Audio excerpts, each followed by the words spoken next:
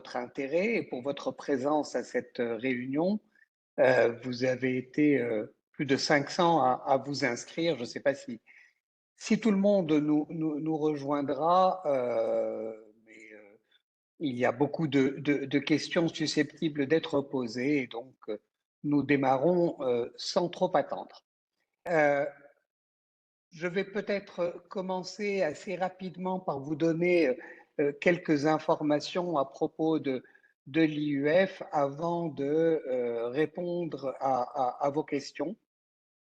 Je ne ferai pas une longue présentation de l'Institut, puisque j'imagine que vous en avez déjà largement entendu parler, que vous avez eu le temps de vous renseigner, peut-être même avez-vous été lauréate ou lauréat de l'Institut par le passé. Donc je voudrais surtout insister sur les nouveautés et puis répondre à vos questions. En ce qui concerne les questions, vu le très grand nombre d'inscrits et de participants, ce que je vous suggère, c'est de mettre vos questions par écrit dans la boîte de dialogue et éventuellement, si vous voyez que la question a déjà été posée, de la supprimer pour que nous puissions suivre au fur et à mesure donc sur la boîte de dialogue et répondre à plus grand nombre de questions posées. Alors, comme vous le savez, donc la campagne de candidature va s'ouvrir dans quelques jours. Vous aurez la possibilité donc de déposer, le cas échéant, un dossier de candidature en senior ou en junior. Et comme c'est le cas maintenant depuis 3 ans, nous allons recruter cette année 200 lauréats, 100 en junior et 100 en senior, avec là aussi, depuis la LPR, la ventilation en 3 types de chaires: les chaires fondamentales, les chaires médiation scientifique et les chaires innovation, et je reviendrai là-dessus. Parmi les nouveautés qui ont été introduites par la dernière modification du règlement intérieur et qui concerne donc la procédure de candidature 2026-2027, c'est-à-dire celle qui vous concerne, encore une fois, le cas échéant. Donc, la première nouveauté, c'est le changement de la limite d'âge pour les juniors. Donc, la limite d'âge qui était à 40 ans passe à 42 ans au 1er janvier 2026, et donc pour ceux qui envisagent d'être candidats au cours de la campagne qui vient. Nous avons souhaité déplacer légèrement le curseur, donc pour passer de 40 ans à 42 ans, tout simplement pour rééquilibrer peut-être les catégories et avoir des taux de sélection qui soient du même ordre de grandeur ou qui soient plus proches entre juniors et seniors. Le deuxième élément important qui concerne les candidatures à venir, c'est la simplification que nous avons introduite en matière de nombre de candidatures à l'IUF.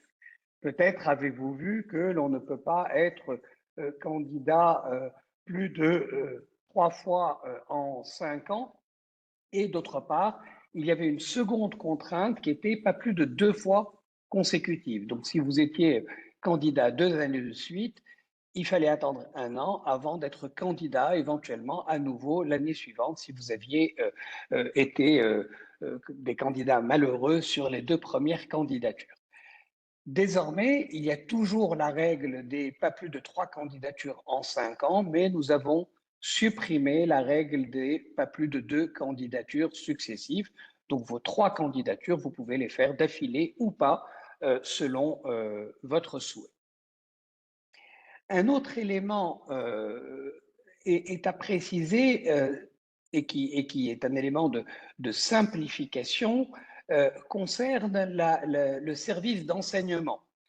Par le passé, il y avait une règle qui donc imposait qu'au cours des 2 années précédant la nomination à l'IUF, donc l'année passée et l'année en cours pour ceux qui envisagent d'être candidats, il fallait avoir fait ou planifié de faire ces 192 heures d'enseignement équivalent TD, avec une dérogation éventuelle pour un semestre qui pouvait avoir été fait en CRCT ou en délégation ou autre régime mais ne dépassant pas un semestre. Désormais, la seule chose que nous demandons, c'est d'être en règle avec son établissement en matière de services d'enseignement. C'est-à-dire, en d'autres termes, ne pas être débiteur vis-à-vis de son enseignement. Que vous ayez été au cours des 2 dernières années en détachement, en délégation, mis à disposition ou à temps plein dans votre établissement, que vous ayez bénéficié ou pas de CRCT pour un semestre ou pour une année, dans tous les cas, à partir du moment où votre établissement atteste que vous êtes en règle et que donc vous avez fait au cours des 2 années de référence le nombre d'heures d'enseignement que vous deviez faire, eh bien, nous ne demandons pas plus d'éléments pour que la candidature soit éligible. Donc, il y a une attestation dans le dossier qui doit être signée par le chef d'établissement ou par toute personne désignée par le chef d'établissement et qui a la délégation de signature. Donc la plupart du temps, c'est le doyen de la faculté, c'est le directeur de département ou d'unité de formation et de recherche.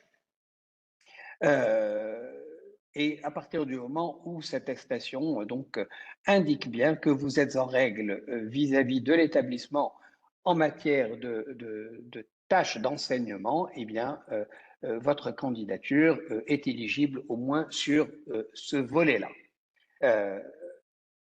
Ensuite, l'autre élément dont je voulais vous parler, j'en ai dit 2 mots tout à l'heure, et qui lui est moins récent, puisque c'est la LPR qui a introduit les 2 nouveaux types de chaires, les chaires innovation et les chaires médiation scientifique, avec une ventilation cible de 80 chaires fondamentales, 15 chaires innovation et 5 chaires médiation scientifique, que ce soit en junior ou que ce soit en senior.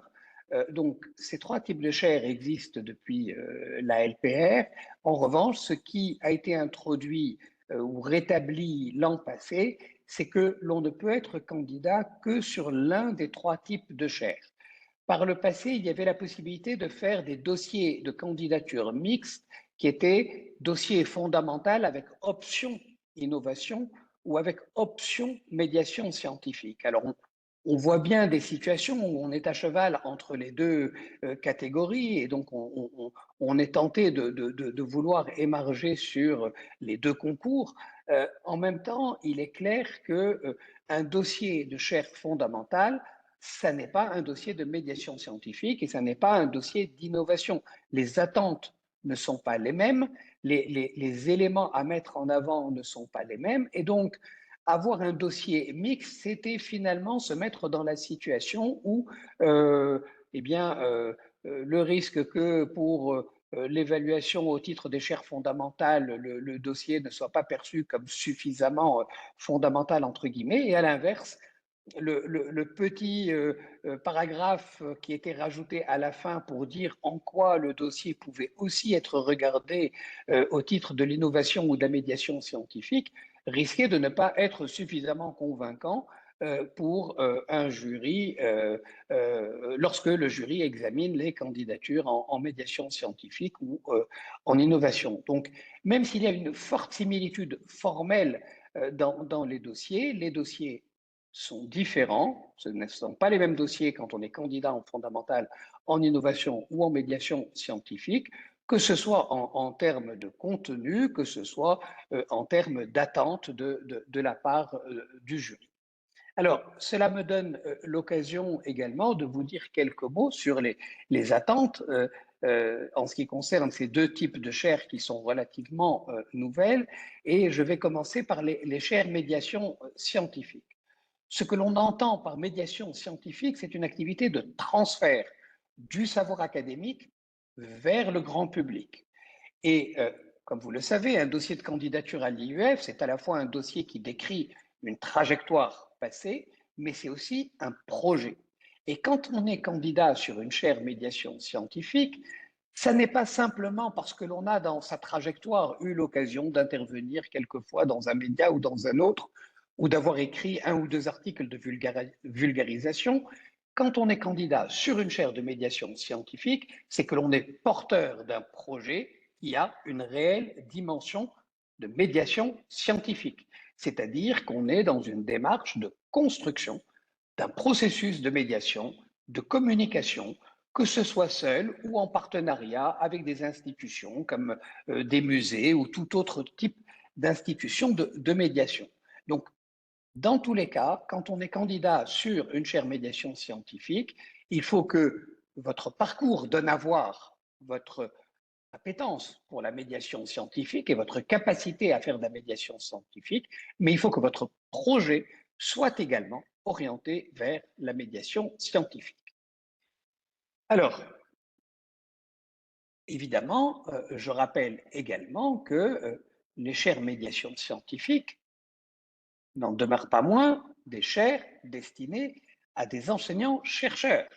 C'est-à-dire qu'il faut également avoir une activité de recherche et que la médiation dont il est question va s'alimenter de votre démarche et de chercheur.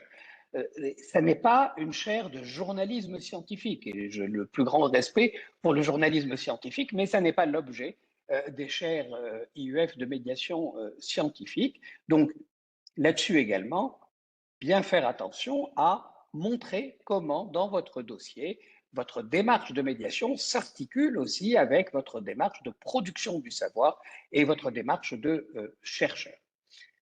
Un dernier point concerne, donc, je disais que c'est du transfert vers le grand public. Quand je dis grand public, cela ne signifie pas forcément le public le plus large.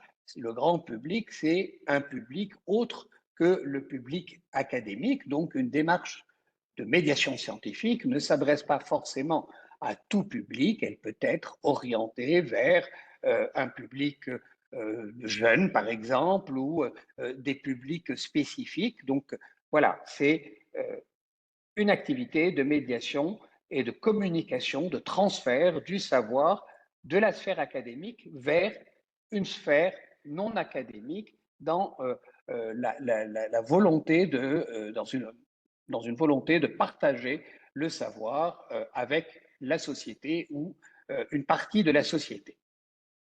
Alors, en ce qui concerne les chaires innovation, on est également dans du transfert, mais cette fois-ci du transfert de connaissances de la sphère académique vers les applications et notamment le monde industriel. Ce que l'on entend par monde industriel, en fait, c'est un raccourci qui n'est pas le bon mot, il faudrait trouver le bon mot, mais c'est aussi bien l'industrie au sens classique du terme, mais également les administrations, les collectivités locales, donc toute entité susceptible de mettre en œuvre les savoirs qui sont produits dans le cadre des chaires innovation. Donc il s'agit du transfert de savoirs scientifiques en vue d'application effective de ces savoirs, soit dans l'industrie, soit au sens propre, soit auprès d'autres acteurs de l'univers non académique. Et là aussi, comme pour les chaires de médiation, le dossier de candidature en innovation doit être tel que le parcours du candidat illustre son intérêt pour l'innovation, mais le projet lui-même doit être porteur d'une vraie dimension innovation, donc d'une vraie dimension de transfert vers l'industrie au sens large.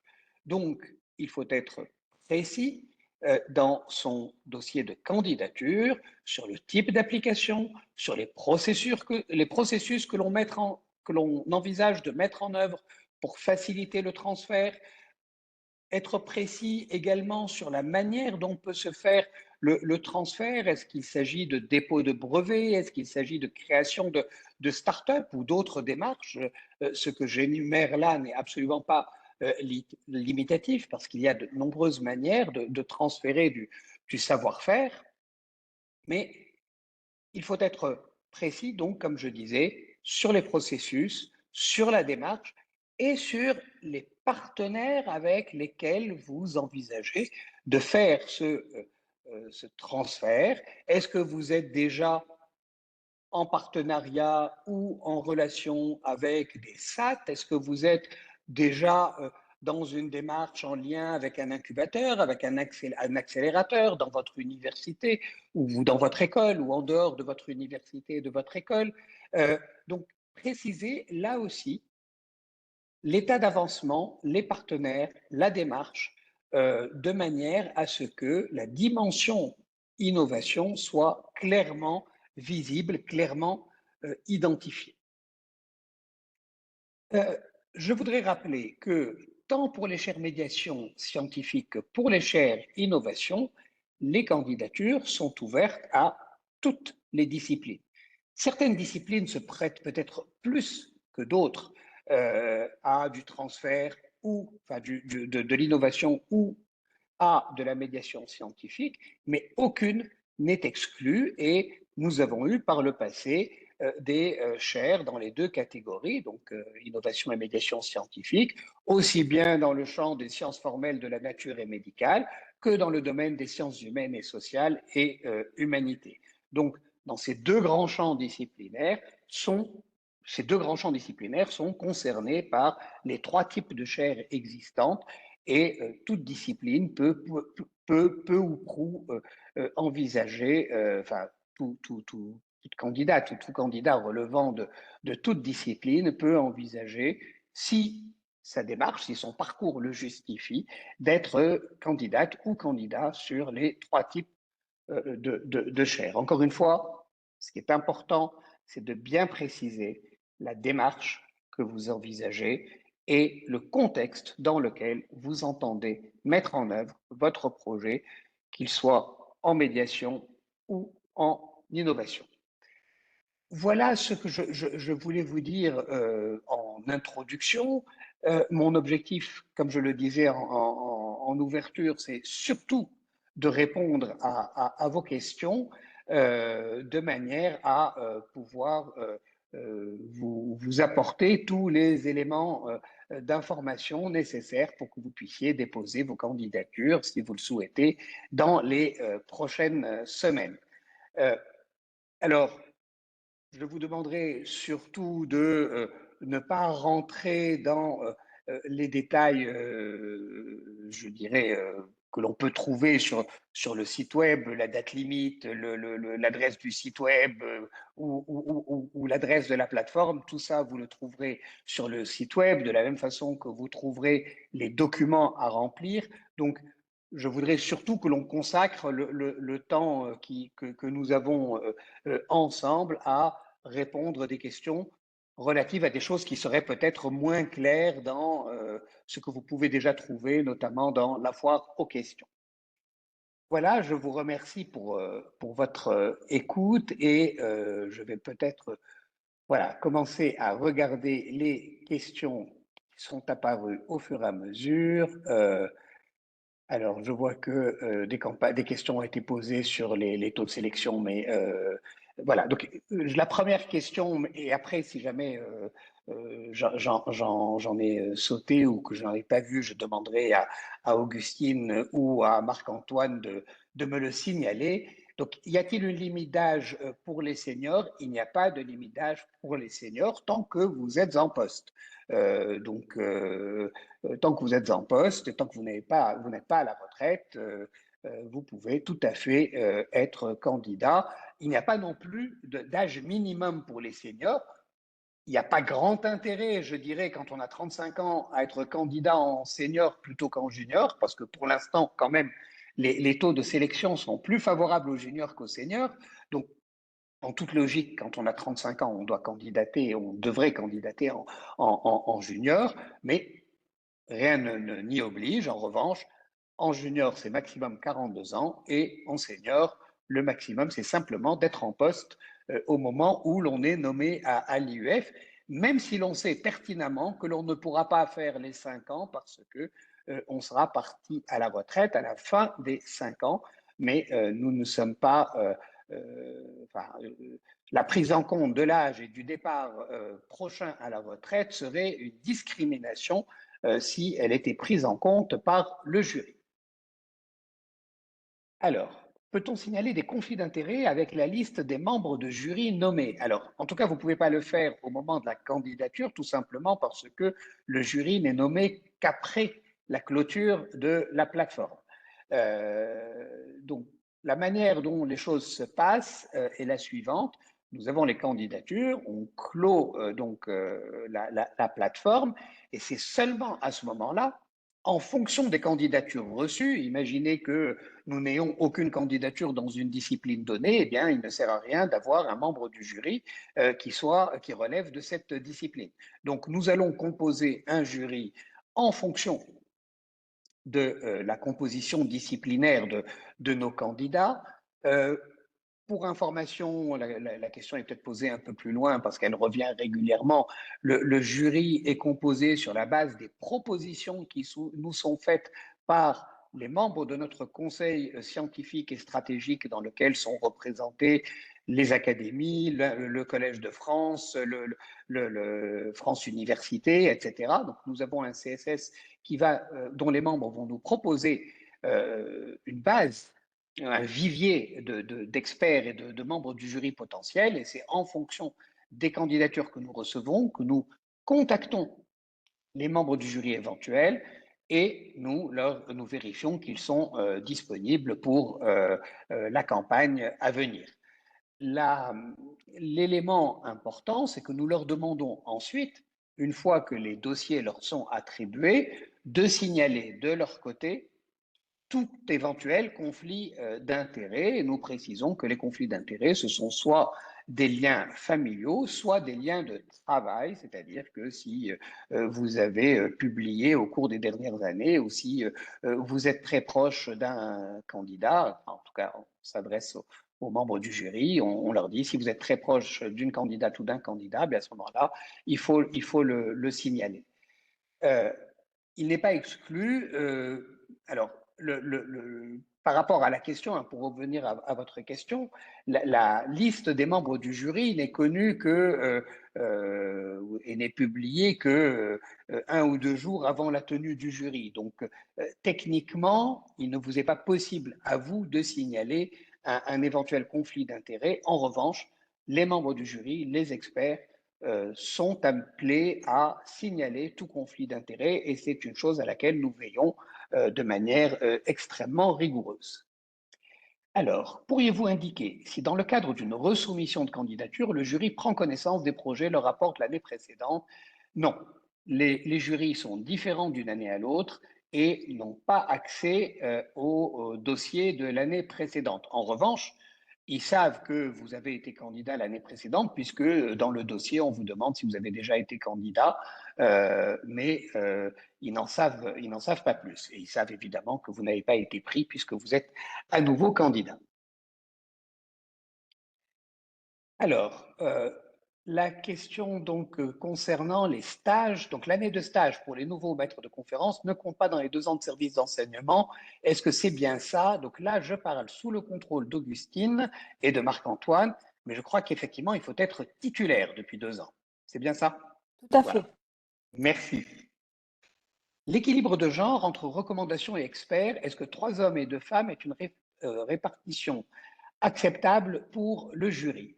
Alors, nous essayons d'avoir le plus grand, le meilleur équilibre possible dans la composition du jury. Mais comme je l'indiquais tout à l'heure, d'abord, il y a les champs disciplinaires il faut respecter dans la composition du jury plusieurs contraintes, celle des champs disciplinaires représentés, celle des membres plutôt fondamentaux et ceux médiation scientifique et innovation. Il faut essayer d'avoir une répartition géographique la plus large possible à l'échelle nationale pour les nationaux. Nous avons une contrainte de 40% minimum de membres étrangers ou plutôt de membres en poste à l'étranger dans la composition du jury et nous sommes particulièrement attentifs à l'équilibre de genre. Je ne crois pas que sur le jury de l'an passé, nous étions à des répartitions de 60%, 40%. Je n'ai pas le chiffre en tête, mais je pense que nous étions beaucoup plus proches de la parité que cela, et nous essayons d'avoir la parité la plus grande, sachant que, et on le sait bien, les femmes dans certaines disciplines sont beaucoup moins nombreuses que les hommes, sont donc beaucoup plus sollicitées que les hommes, et donc, mais ça c'est à nous d'y veiller, il faut que l'on en sollicite beaucoup plus pour avoir une représentation féminine suffisante dans ces disciplines-là, et on peut avoir le problème inverse dans d'autres disciplines. Euh, et nous veillons notamment à ce que président et vice-président du jury, là aussi, soient équilibrés en genre. Euh, enfin, la question de genre, outre le jury, j'ai l'esprit d'escalier, mais j'en profite puisque on en parle là, le jury est sensibilisé aux questions de genre. Nous rappelons au jury que c'est inscrit dans les missions de l'IUF de contribuer à la féminisation de l'enseignement supérieur national. Nos membres du jury sont d'autre part formés, donc ils visionnent une vidéo qui sensibilise au biais de genre dans les évaluations et dans les jurys, dans le monde académique, donc c'est très ciblé, de manière à ce que ces questions soient bien comprises et intégrées. Je pense que Madame Sandrine Victor parlait également parlait plutôt de son dossier, puisqu'elle parle des recommandants et des experts, les deux recommandants de son dossier et les experts qu'on demande, les trois experts qu'on demande également dans son dossier de candidature. D'accord. Alors, merci de Marc-Antoine de préciser. J'avais manqué ce point, mais ça m'a permis quand même Oui, de oui. donner des éléments, voilà, qui j'espère, sont utiles à tout le monde. Euh, Oui, donc sur les recommandants et experts, de toutes les façons, on ne peut pas vous demander de respecter une parité parfaite. Les recommandants dépendent de votre parcours, et vous avez pu être exposé au cours de votre parcours à plus de femmes ou d'hommes. Et donc là-dessus, nous n'avons pas de règles qui vous est imposées à vous. Nous nous imposons des règles en la matière, mais on ne vous en impose pas. Si notre service dépasse les 192 heures équivalent TD, faut-il toujours avoir des justificatifs de la part de la hiérarchie, comme quoi nous sommes en règle vis-à-vis de notre établissement? Oui, oui, puisqu'en fait, on ne vous demande pas de nous décrire votre service. Donc, on ne va pas nous vérifier si vous aviez plus ou moins que 192 heures équivalent TD. On demande simplement une feuille de l'établissement disant que vous êtes en règle. Donc, si vous avez fait plus de 192 heures, évidemment, l'établissement n'aura aucun état d'âme à signer un tel document. Nous avons La mis à lettre, votre, nous avons mis oui, à votre intention une fiche d'heures d'enseignement à faire signer. tout à fait. Donc, qui marque donc comment dire, le fait que l'établissement atteste que vous êtes en règle. La lettre de recommandation par une personnalité exerçant son activité à l'étranger est-elle requise également pour les candidatures à une chaire médiation scientifique? Oui, la règle est la même pour les trois types de chaires. Il n'y a pas de différence de ce point de vue-là. Bonjour, le dossier de candidature, le dossier d'un candidat ou d'une candidate IUF junior de 42 ans au 1er janvier 2026 sera-t-il évalué selon les mêmes critères que celui d'un candidat de 35 ans? On peut imaginer que les attentes sont plus importantes. Et par ailleurs, le fait qu'une candidature à 42 ans soit la dernière possible sera-t-il pris en compte? Alors, le fait que ce soit la dernière possible ne sera pas pris en compte, puisque l'âge en tant que, comme d'ailleurs ce que je disais tout à l'heure pour les seniors, hein, le fait que on risque d'être atteint par une limite d'âge, que ce soit parce qu'on approche de la retraite ou parce qu'on approche de la limite des juniors, n'est pas un élément pris en compte. Après, évidemment, vous êtes toutes et tous des universitaires, et quand on a à évaluer des dossiers, on va évaluer la qualité de la production au vu, évidemment, de la durée de production. Donc, je ne vais pas comparer strictement de la même manière un dossier de quelqu'un qui a déjà 10 ans de carrière derrière lui avec quelqu'un qui n'a que 5 ans de carrière derrière lui. En revanche, ce qui va m'intéresser, et quand je dis en fait, je parle des membres du jury. Ce qui va m'intéresser, c'est la dynamique, la qualité, la profondeur, le projet. Mais évidemment, tout cela va être tempéré, modulé par le nombre d'années dans la profession, ce qui fait d'ailleurs que ce n'est pas tant l'âge en tant que tel, même si c'est lui qui entre en compte pour la limite junior ou pas junior, mais ce n'est pas l'âge en tant que tel que le jury va prendre en compte, c'est le nombre d'années d'exercice et donc le nombre d'années de recherche qui sont déjà engrangées par la candidate ou le candidat, c'est-à-dire ce qu'on appelle parfois l'âge académique. Alors, la liste des 5 publications à résumer dans le dossier. Peut-on y intégrer un article soumis et accepté mais non encore publié? Peut-on intégrer un article coécrit ou un livre coédité avec un collègue? De plus, au moment de recenser le nom de publication, peut-on prendre en compte les articles soumis et acceptés mais non encore publiés? Alors, s'ils sont soumis et acceptés, et je dis bien acceptés sans la moindre réserve, même pas révision mineure, donc, et que vous avez une lettre d'acceptation, à ce moment-là, vous pouvez les indiquer, mais en joignant la lettre ou la capture d'écran de l'acceptation. Sinon, voilà, vous risquez d'avoir un membre du jury qui va aller vérifier l'article cité, qui ne va pas le trouver, qui va se poser des questions. Donc, il faut être très clair, en tout cas, si jamais vous mettez ce type de publication.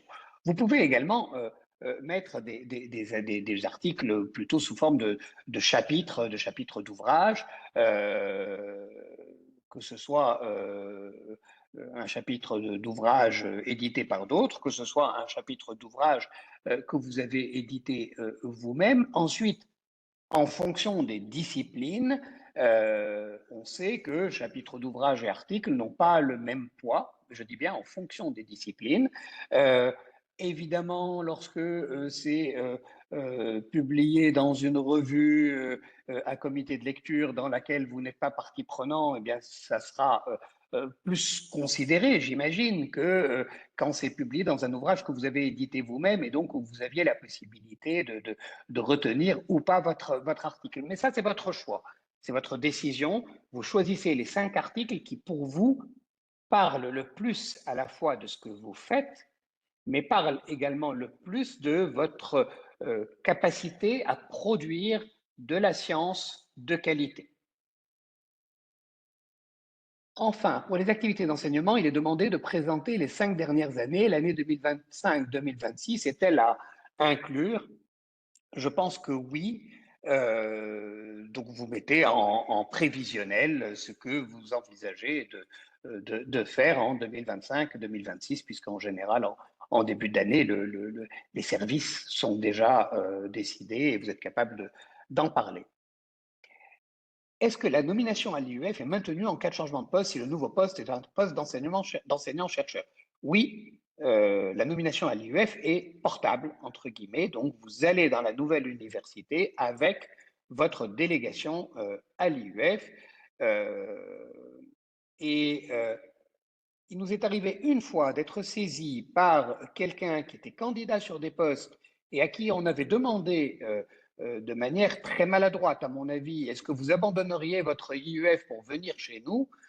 Autant dire que c'est une discrimination et que l'on ne peut pas tenir ce genre de propos et qu'on ne peut pas prendre en compte le fait que la candidate ou le candidat est déjà à l'IUF pour le prendre ou ne pas le prendre sur le poste auquel elle ou il est candidat.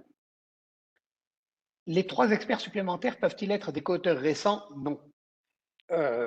Les experts que vous proposez ne doivent pas avoir de conflit d'intérêt avec vous et nous considérons que le fait d'être des co-auteurs récents constitue un risque, en tout cas, de conflit d'intérêt. Est-ce que le fait de n'être que maître de conférence HDR au lieu de PU, par manque de poste of course, peut être handicapant au titre des seniors? Non, nous avons déjà eu des seniors qui étaient maîtres de conférence. Encore une fois, c'est la qualité du parcours et la qualité du dossier, du projet qui font la différence. Et pour plein de raisons. On peut avoir décidé de rester sur un poste de maître de conférence parce qu'à un moment donné, on n'a pas envie on n'est pas en mesure d'avoir une mobilité ou quelle qu'en soit la raison. J'avais déjà candidaté pour 2021. Combien de cartouches me reste-t-il? Mon compteur est-il remis à zéro à compter de 2026 avec les 3 chances? Vous avez 3 possibilités par période glissante de 5 ans. Voilà. Donc, oui, au bout de 5 ans, le compteur est remis à zéro, mais il faut bien voir que c'est par période glissante. Donc, si vous étiez candidat en 2021, ben, ça veut dire que sur la période 2021, 2022, 2023, 2024, 2025, vous ne pouviez être candidat que 3 fois. Est-il correct que pour la chaire fondamentale, les 2 personnalités étrangères ne doivent pas avoir de conflit d'intérêts, mais ce critère ne compte pas pour la personnalité française? Non, les questions de conflit d'intérêts se traitent de la même manière que la personnalité soit étrangère ou française. Le projet pour les 5 ans est un projet de recherche scientifique où il peut s'agir d'un programme de recherche composé de 2 ou 3 études, par exemple. Alors là, je ne suis pas sûr de comprendre la question. En tout cas, le projet de recherche peut avoir plusieurs volets, c'est-à-dire vous pouvez très bien dire mon projet de recherche sur les 5 prochaines années, c'est à la fois de m'attaquer au sujet A, au sujet B et au sujet C, si c'est cela l'objet de votre question. S'il y a une cohérence d'ensemble, je pense que ça sera d'autant plus apprécié par le jury parce que ça ne donnera pas l'impression voilà, de passer d'un sujet à l'autre de manière qui pourrait être considérée comme surprenante. Mais à partir du moment où vous arrivez à donner une vision d'ensemble, et bien après, vous pouvez tout à fait avoir plusieurs volets qui peuvent être assez distincts les uns des autres. Est-ce que les 3 personnes susceptibles d'être consultées par le jury doivent n'avoir aucune publication en commun avec le candidat? La question des conflits d'intérêts s'apprécie toujours de manière relative et de manière subtile. Alors, idéalement, s'ils n'ont aucune publication avec le candidat, c'est parfait. Maintenant, si vous prenez quelqu'un qui a eu une publication avec vous il y a 30 ans, eh bien, ça n'est pas un problème. Ou s'il y a même il y a 10 ans une publication dans laquelle il y a 25 auteurs, hein, là aussi selon les disciplines, on peut être très nombreux ou pas dans une publication, ça n'est pas un problème. En revanche, quelqu'un qui aurait des publications avec vous relativement récentes, là c'est beaucoup plus gênant. Donc voilà, c'est à prendre avec des pincettes, idéalement quelqu'un qui n'a pas de publication avec vous ou je dirais, il y a très longtemps, le trait restant à apprécier. Quelle est la note minimale sur 30 pour espérer être pris? Alors, première chose, d'abord, il n'y a pas de note minimale. Pourquoi? Après, je peux vous dire ce qui se passe dans les faits. Hein.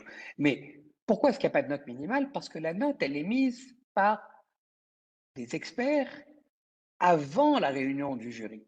C'est-à-dire qu'il y a un membre du jury qui, sur la base de rapports d'expertise qu'il va recevoir, sur la base de votre dossier, va mettre une note qui va être transmise au jury. Mais après, c'est en séance que se prennent les décisions.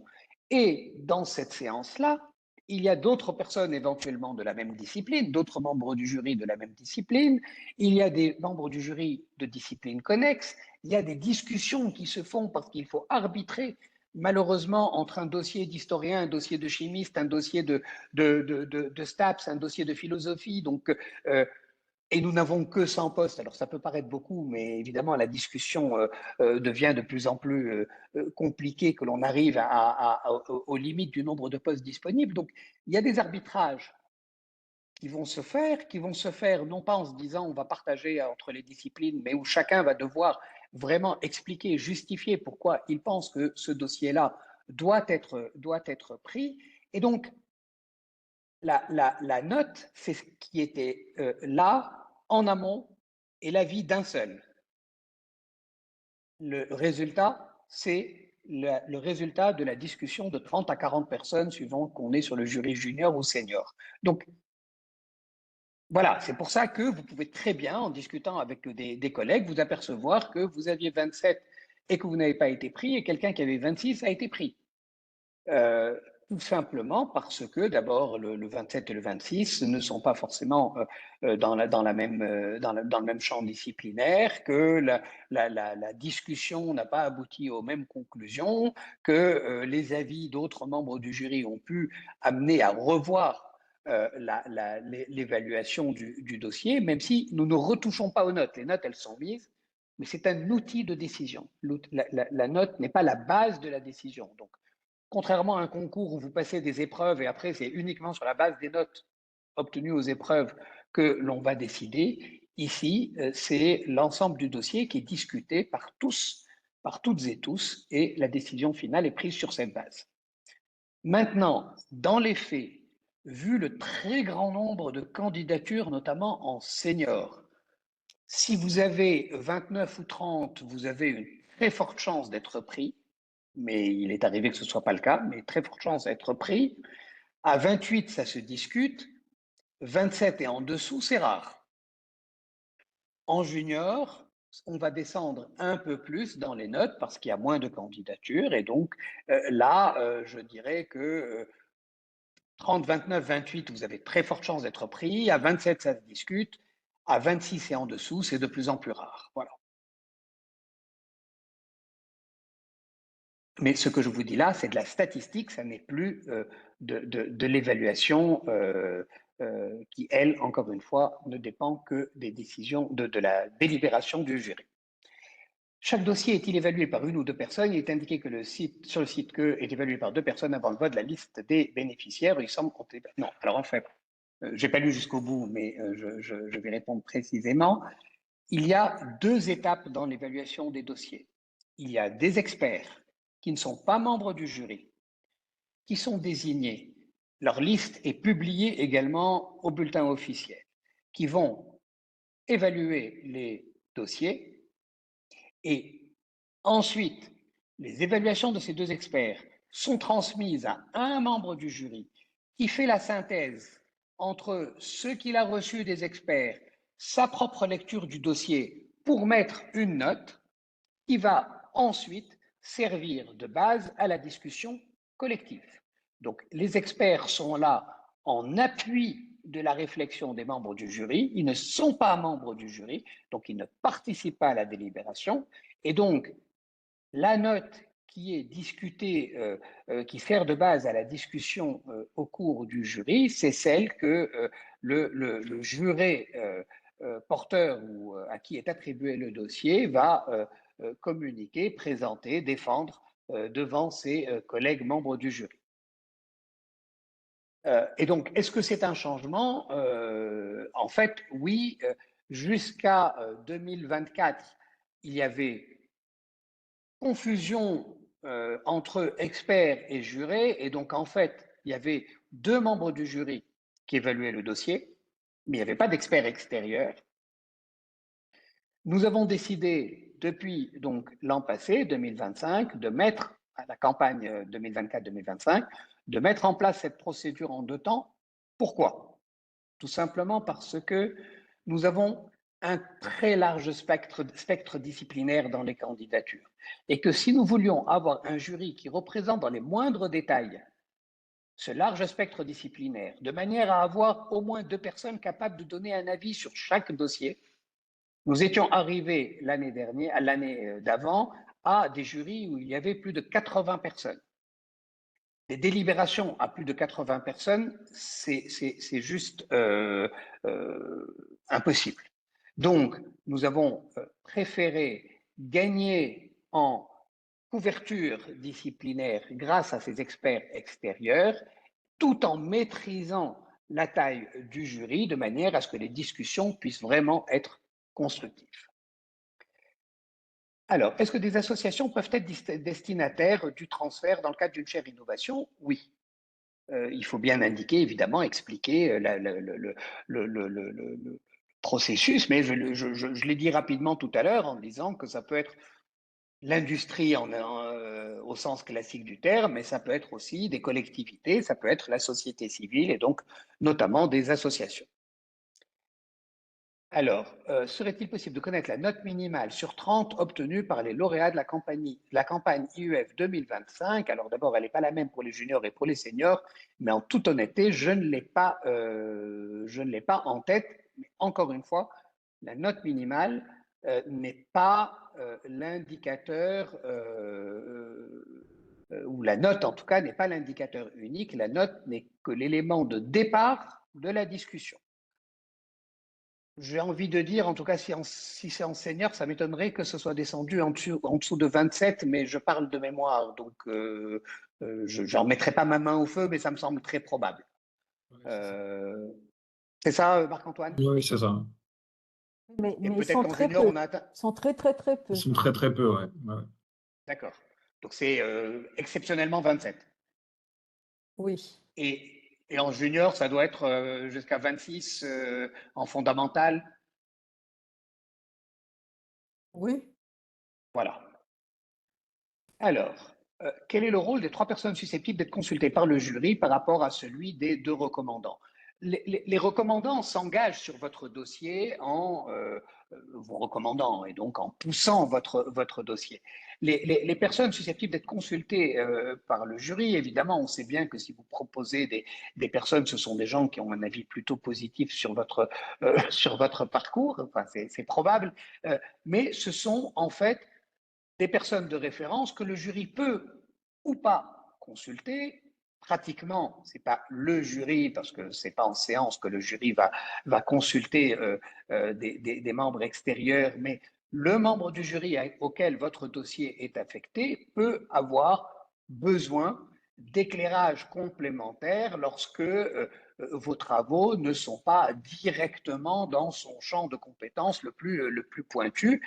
Donc, il peut arriver qu'il ait envie de discuter. Donc, on ne va pas leur demander un avis écrit, mais ça va être plus, tiens, est-ce que vous pouvez m'en dire plus sur l'intérêt de tel type de travaux? Comment est-ce que ça s'insère dans tel champ ou sous-champ disciplinaire? Quelle est la contribution relative par rapport à d'autres travaux que je pourrais connaître, etc. Donc voilà, ce sont des personnes de référence.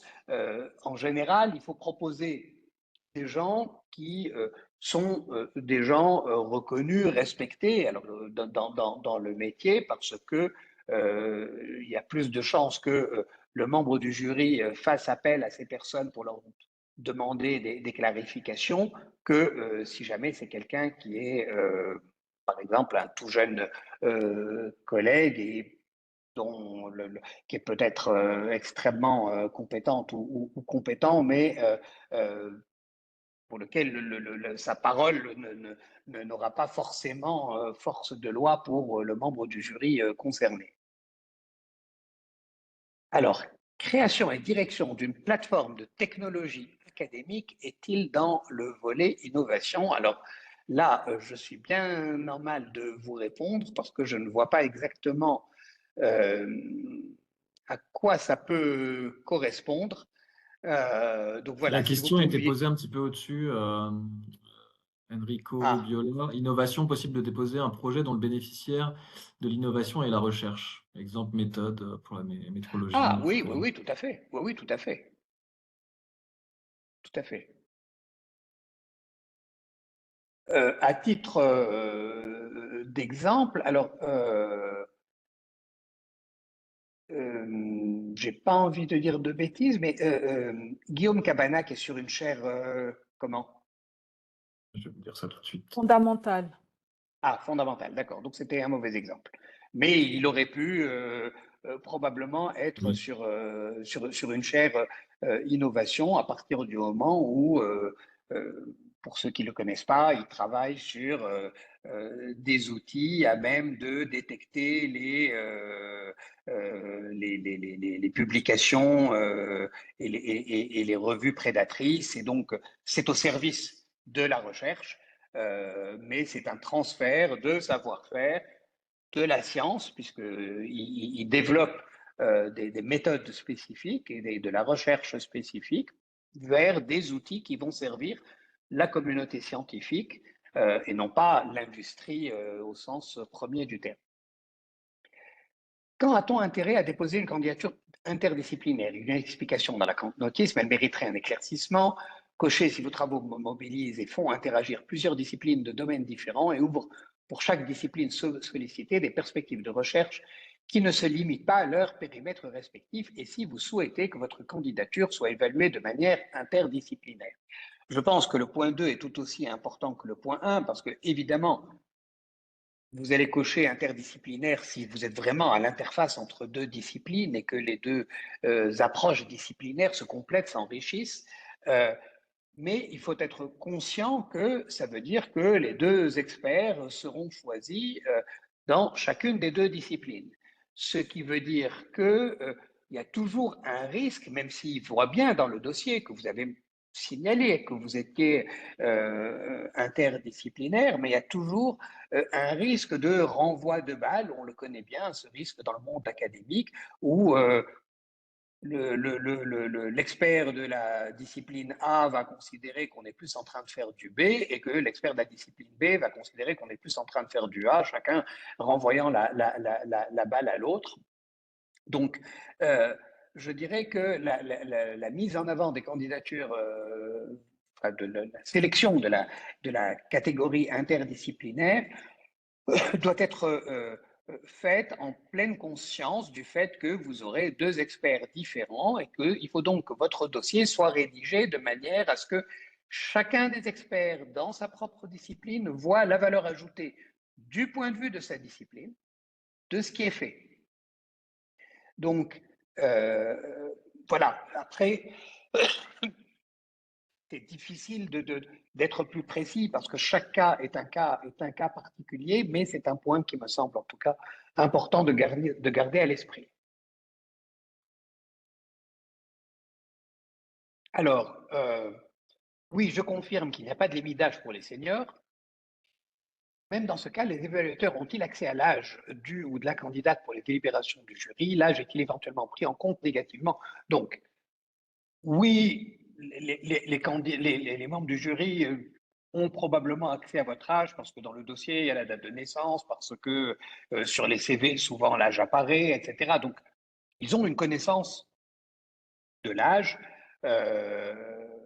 Maintenant, ce qui est clair, et nous le rappelons en début de séance et avant ça, nous les briefons sur les attentes en matière de travaux du jury, on leur indique bien que toutes les formes de discrimination sont exclues et la discrimination par l'âge est une discrimination. Donc, l'âge n'est pas pris en compte pour partager des dossiers de qualité scientifique équivalente, si ce n'est ce que je disais tout à l'heure, c'est-à-dire si j'ai deux candidats, l'un qui a 60 ans, l'autre qui a 40 ans, et qu'ils ont exactement les mêmes publications, enfin le même niveau de publication et le même niveau de production, à ce moment-là, je vais considérer que le 40 ans a été capable d'avancer 2 à 3 fois plus vite que celui de 60 ans et je vais probablement regarder son dossier avec plus d'intérêt, non pas parce qu'il est plus jeune, mais simplement parce qu'il a fait en un temps plus court ce que l'autre a fait en mettant 20 ans de plus. Donc voilà, mais on ne va pas dire cette personne a 62 ans ou 63 ans ou 65 ans, c'est trop bête, on ne va pas lui donner le poste parce qu'elle ou il va partir à la retraite prochainement et donc ne va pas en profiter suffisamment. Ou, enfin voilà, on ne va pas tenir ce genre de propos, ni même de raisonnement implicite. Quel est le pourcentage de réussite pour les différentes chaires et pourrait-on avoir un exemple de dossier de candidature qui a été lauréat? Alors, les taux de réussite pour les différentes chaires, de tête, là je l'ai les yeux, mais on est à plus de 500 candidatures en senior pour 80 chaires fondamentales. Donc je vous laisse faire le calcul, mais on doit être à 18%, je crois, de succès en chaires fondamentales senior. On est plutôt aux alentours de 30% pour les chaires juniors. De mémoire, 28%. Ça, c'est en fondamental. Ensuite, en innovation et en médiation scientifique, en senior, on est sur des résultats qui sont un tout petit peu plus favorables que les chaires fondamentales, mais on reste dans les mêmes ordres de grandeur. On doit être à 25%, je crois, en innovation. La médiation scientifique, c'est toujours compliqué parce qu'on n'a que 5 postes à pourvoir, donc faire de la statistique sur 5 postes, mais on est quand même sur les mêmes ordres de grandeur. En revanche, l'an passé, nous avons eu un problème avec les chaires innovation junior. En chaire innovation junior, nous n'avons eu que 6 candidats pour 15 postes. Alors, ça ne veut pas dire que, d'abord, évidemment, nous n'avons pas pu pourvoir les 15 postes, mais cela ne veut pas dire non plus que nous avons pris tous les candidats. Donc, les candidatures ont été examinées, comme dans toutes les autres catégories de chaires, une par une. Il y a eu même, vu les circonstances particulières, un vote non par non pour savoir s'il fallait ou pas retenir le candidat, c'est-à-dire si son dossier satisfaisait les normes standards et les attentes de l'IUF. Et sur les 6 candidats, il n'y en a qu'un qui a été pris.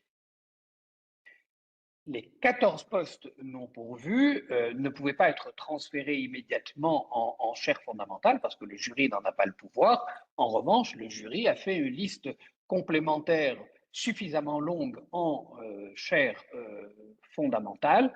Nous avons ensuite sollicité le ministère et notamment la direction juridique pour savoir s'il était pertinent de transférer les postes non pourvus en fondamentale et une fois la réponse positive obtenue, c'est ce qui a été fait. Et donc, l'année dernière, le taux de sélection en junior en innovation était de 1/6, ce qui est peu en junior. Et en même temps, nous avions très peu de candidatures. Voilà. Alors, faut-il traduire les titres des publications et des conférences dans le CV en anglais? Non, a priori, vos publications sont, enfin, le titre de votre publication est le titre de votre publication, c'est-à-dire dans la langue dans laquelle cela a été publié. Une personne ayant dirigé des actes de colloque dans lesquels j'ai publié peut-elle écrire une lettre ou s'agit-il d'un conflit d'intérêts? Si c'est des actes voilà. Ça serait l'éditeur d'une revue dans laquelle vous avez publié, je considérerais que ce n'est pas un conflit d'intérêt.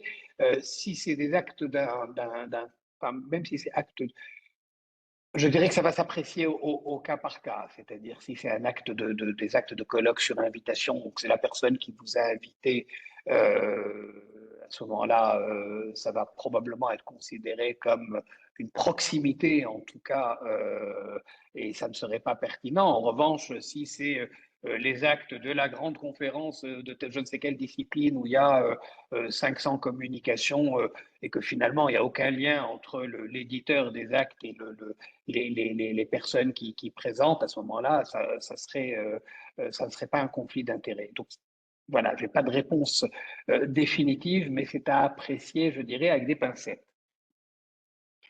Peut-on candidater en tant que junior si on a déjà eu une première délégation junior? La réponse est oui. Mais encore une fois, il y a la limite d'âge de 42 ans. Donc, si vous avez été une première fois lauréat à 36 ans, eh bien, vous pouvez, à la fin de votre mandat de 5 ans, recandidater en junior. Le maximum nombre maximum de fois où on peut être lauréat à l'IUF, c'est 3 fois, junior et senior confondus. Donc, vous pouvez faire 2 juniors puis 1 senior. Vous pouvez faire un junior, 2 seniors ou 3 seniors. Enfin, voilà, je vous laisse imaginer toutes les combinaisons. Y a-t-il un âge limite pour candidater en senior? Non. En junior, pour les recommandants, vaut-il mieux une star de la discipline, mais qui ne nous connaît pas de près, ou bien un excellent chercheur moins connu, chercheur ou chercheuse?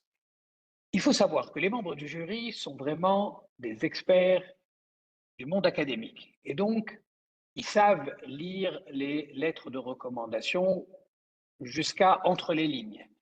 Donc, si vous avez une lettre de recommandation de quelqu'un qui vous connaît très peu et qui va, de manière évasive, dire c'est un bon dossier, et surtout si c'est un anglo-saxon, on sait que s'il dit bon dossier ou elle dit bon dossier, c'est que ça n'est pas si bon que ça, si ça n'est pas voilà, plus enthousiaste. mais qui ne dira pas plus parce que de toutes les façons, il connaît pas suffisamment ou elle ne connaît pas suffisamment le dossier, j'ai envie de dire que ça n'a pas grand intérêt ou que ça pourrait jouer contre vous. Donc, il vaut mieux quelqu'un qui connaît, qui est capable de donner un avis précis sur votre dossier. Donc, ça peut être quelqu'un de très connu et que vous ne connaissez pas tant que ça, mais qui accepte de consacrer le temps nécessaire pour se faire une idée de votre dossier. Et dans ce cas-là, c'est plus que bienvenu. En revanche, si c'est pour avoir des propos évasifs ou modérés sur un dossier, eh bien, dans ce cas-là, il vaut mieux prendre quelqu'un de moins connu et qui prend un peu plus de temps ou qui connaît un peu mieux le dossier. Ça vous sera plus, ça servira mieux votre candidature. Peut-on déposer dans deux catégories? Non. La question est pertinente et voilà, on aurait pu imaginer que ce soit possible, mais le Conseil scientifique et stratégique de l'IUF a tranché en la matière en disant, ben voilà, quand on est candidat, une année donnée en tout cas, on fait le choix, on est candidat dans une catégorie parce que de toutes les façons, on ne peut pas être porteur en parallèle de deux projets très différents pour les 5 prochaines années.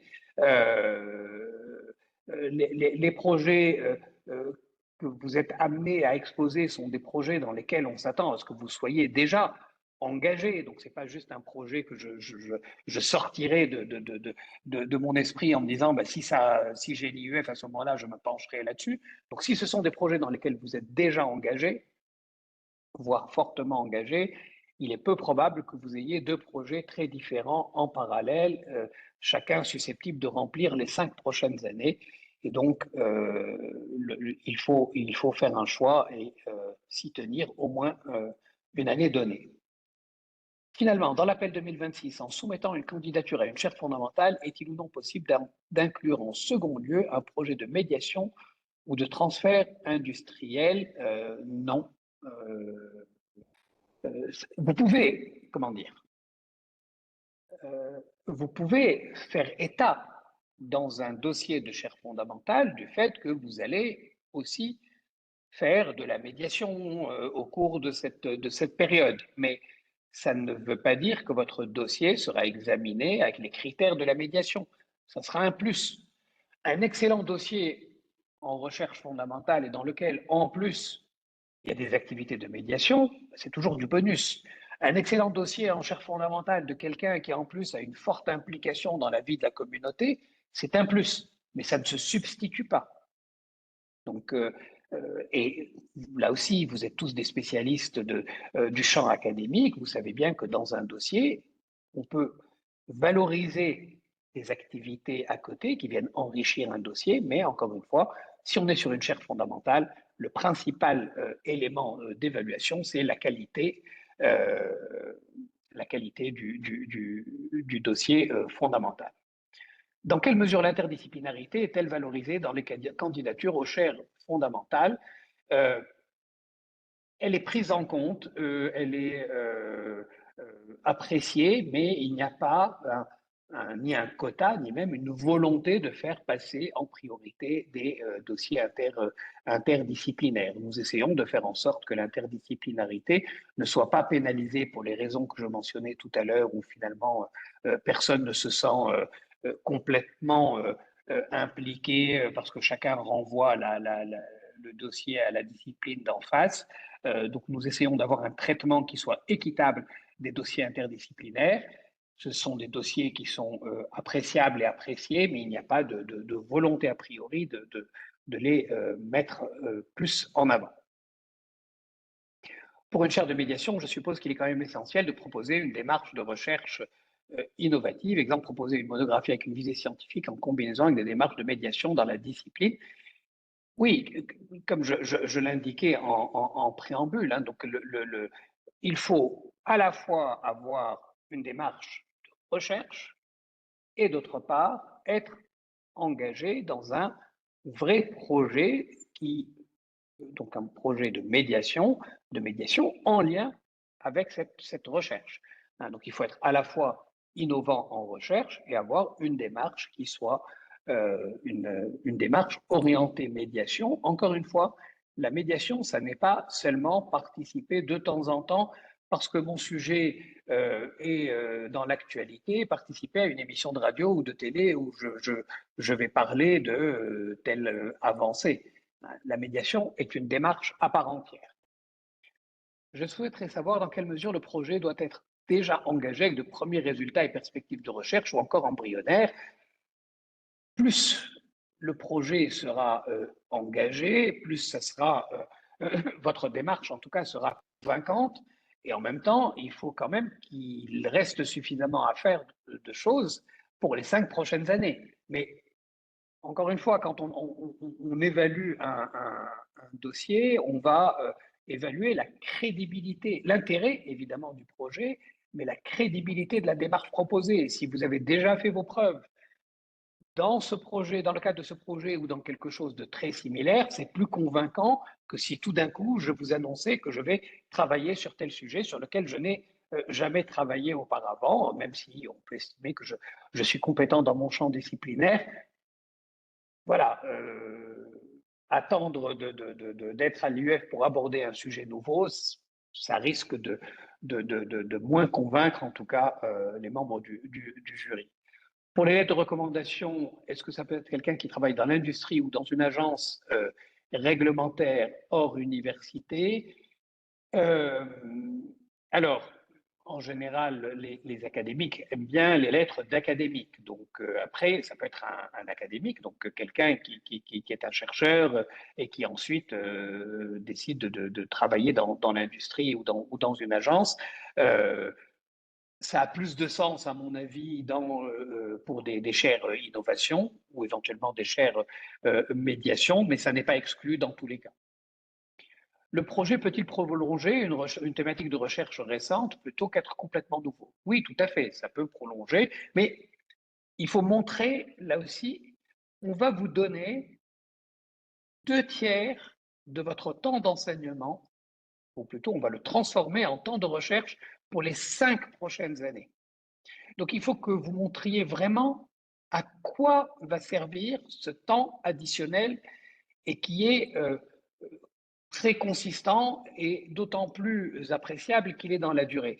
Donc, ça ne peut pas être juste dire, ben, finalement, voilà, j'ai déjà bien avancé, puis je vais continuer à avancer, et puis on verra bien jusqu'où j'arriverai. Il faut vraiment indiquer comment ce temps va vous permettre de cliquer, voilà, de passer à une autre échelle, de passer à un autre niveau, d'aborder des questions qui sont peut-être plus ardues ou de profiter de ce temps pour explorer des données auxquelles vous n'aviez pas accès jusqu'à présent ou des terrains auxquels vous n'aviez pas accès jusqu'à présent ou quand on est sur des choses plus théoriques, comment est-ce que ça va permettre de faire sauter des verrous parce qu'on va avoir le temps, l'énergie et la durée nécessaire pour s'attaquer à ces verrous scientifiques.